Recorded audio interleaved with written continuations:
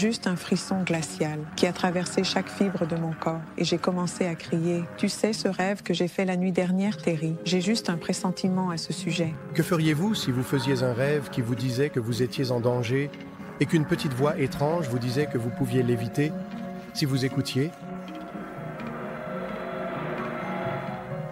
Pour Terry et Renelle Wallace, cela aurait dû être un vol facile d'un petit aéroport de l'Utah à un autre. Mais la vision de Renelle de la nuit précédente a commencé à se réaliser dans les moindres détails. La visibilité a commencé à diminuer. La neige a commencé à tomber, me forçant à descendre de plus en plus bas. Au moment où Terry a réalisé qu'ils étaient en difficulté, il n'y avait pas de sortie sûre. Et puis, à travers les nuages, ils ont aperçu une montagne. Il a commencé à tirer sur la colonne de direction et nous avons entamé une montée très raide. Et alors que nous le faisions, j'ai juste commencé à crier « C'est comme Colossus sur les montagnes russes ». Tout d'un coup, j'ai entendu ce clunk, clunk, clunk, alors que l'hélice a heurté un arbre et a commencé à glisser vers le sol. Et puis, j'ai su que j'allais être écrasé. Les parties de l'avion ont commencé à voler le long du côté et des étincelles ont commencé à jaillir sous le cockpit. Nous nous sommes arrêtés net. Et il n'y avait pas une égratignure ou un bleu sur aucun de nous deux. Et j'étais choquée. Renelle a donné un coup de pied pour ouvrir la porte. Une explosion a soufflé le toit du cockpit et elle avec. Je me souviens avoir vu des parties de mon manteau en flammes tomber, écoulées sur mon pantalon et sur le sol. Je me souviens avoir vu mes mains en feu. Terry s'est échappé avec des blessures mineures, mais les blessures de Renelle la tuaient, avec des brûlures sur 75% de son corps. Son visage était brûlé au point d'être méconnaissable. Alors que les ambulanciers l'emmenaient à l'hôpital, elle se rapprochait de plus en plus de la mort. Et j'ai dit « S'il vous plaît, je ne peux pas respirer ». Et un infirmier s'est penché à mon oreille et il a dit « Arrêtez d'essayer, nous ferons tout le travail pour vous ». Et à ce moment-là, je me souviens que tout est devenu très noir. Puis cela est devenu de plus en plus clair. Et en regardant autour de moi, j'ai réalisé que j'étais debout dans l'ambulance. Techniquement, Renelle est morte ce jour-là. La plupart des gens ne savent pas qu'ils sont morts. Leur conscience est pleinement consciente de ce qui se passe et pourtant, là, ils sont. La coquille de ce qu'ils pensaient être, allongée là, déclarée mort. Renelle vivait une expérience de mort imminente. Et puis au loin, j'ai vu une femme venir vers moi, vêtue de blanc. Et elle s'est déplacée très rapidement et s'est tenue devant moi. Et quand elle s'est arrêtée, elle a souri et m'a appelé par mon nom. Et ma première pensée a été « Tu me connais ?» Et elle a répondu « Renelle, c'est grand-mère. » Renelle a reconnu la femme comme sa défunte grand-mère à l'âge d'environ 25 ans. Et elle avait un message. Elle lui a dit de vaincre la peur et de revenir à la vie dans le monde physique. Et que j'aurais besoin de construire la force pour rester forte, afin de surmonter les épreuves qui m'attendaient, et que je devais apprendre à apprécier le grand amour et le pouvoir en moi. Puis sa grand-mère a montré à Renelle son corps physique. Et j'étais là toute seule. Et la pièce était très sombre et il faisait très froid. Ma première pensée a été « ce n'est pas moi », parce que c'était si laid. Renelle a regardé son corps torturé et a dit à sa grand-mère qu'il n'y avait aucun moyen qu'elle puisse revenir. Et elle a dit « Regarde ». Et sur le chemin, j'ai vu un jeune homme venir et il dit « Maman, que fais-tu ici ?»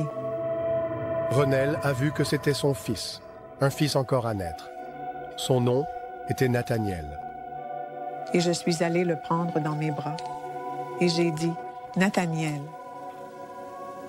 Il dit « Maman, tu dois retourner ». Il dit « J'ai besoin de toi, maman ». Il dit « Il y a tellement de choses que je dois faire et je ne peux pas le faire sans toi ». Finalement, Renelle a décidé de revenir. Elle a repris conscience dans un centre de traitement des brûlés à Salt Lake City et a été libérée 6 semaines plus tard. Mais sa plus grande tâche était à venir. Renelle est rentrée chez elle physiquement intacte, mais loin d'être guérie. Elle portait un masque serré pour empêcher le tissu cicatriciel de se propager sur son visage. Le feu était son pire cauchemar. Cela me terrorisait littéralement. Chaque fois que j'allumais la cuisinière, je sursautais comme jamais. Moins de 2 mois après être rentrés de l'hôpital, Renel et Terry se levaient avant l'aube pour se rendre à un autre rendez-vous chirurgical. Et j'ai vu ces flammes sortir de la maison du voisin. Les flammes provenaient de l'intérieur de la maison de son voisin. Renel sait que la famille à l'intérieur dort. Sa plus grande peur est maintenant devant elle. Le feu. C'est à ce moment-là que j'ai entendu une voix. Cette voix était si claire. Je suis allée voir par la fenêtre et j'ai vu la flamme sur le toit et elle disait « Va là-bas, ils dorment ». Le message de sa grand-mère sur la conquête de ses peurs a traversé son esprit. Alors que Terry appelait le 911, Ranel a couru pour aider. Et j'ai commencé à frapper à la fenêtre et à la porte et il n'y avait pas de réponse. Je suis retournée au garage et la porte montait et descendait à cause de l'interrupteur électrique et j'ai essayé de me faufiler entre les deux voitures pour entrer et c'est à ce moment-là que la porte du garage s'est refermée derrière moi et j'ai été piégée à l'intérieur du garage et il se remplissait très rapidement de fumée noire et épaisse et j'étouffais. Mais j'ai commencé à crier « Si quelqu'un est là-dedans, s'il vous plaît, sortez, sortez, votre maison est en feu ». Et finalement, j'ai entendu ce bruit strident d'une voix de femme criant à plein poumon. J'ai dit « Si vous allez bien, sortez, votre maison est en feu ». Ranel a réussi à défoncer la porte du garage et a rencontré la femme devant. Il y avait 2 enfants endormis à l'intérieur et ils ont couru pour les sauver. J'ai dit « Restez sous la fumée, restez sous la fumée ». Elle est partie en 1 seconde et elle est revenue.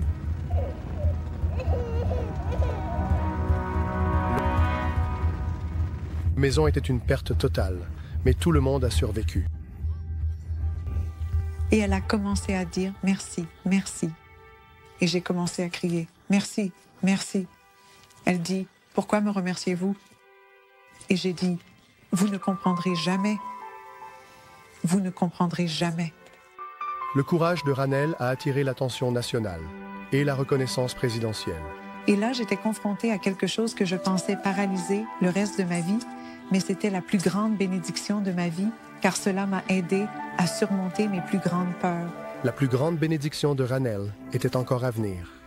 Bien que les médecins lui aient dit que ce ne serait pas possible, 8 ans après le crash de l'avion, Ranel a donné naissance à un fils. Elle croit que c'est le garçon qu'elle a rencontré lors de son expérience de mort imminente. Elle l'a nommé Nathaniel. Oh, mon grand garçon. D'accord, je t'aime. Nathaniel, je me demande juste, va-t-il répondre? Va-t-il me regarder avec ce même regard que j'ai vu de l'autre côté? Et bon sang, s'il ne se retourne pas de temps en temps et que je vois cette petite étincelle dans ses yeux. Et il vient et me prend dans ses bras en disant « Attrape-moi ». Et c'est lui. Par-dessus tout, Ranel a appris à écouter cette douce voix, son miracle. Cela m'a aidé à écouter le cœur.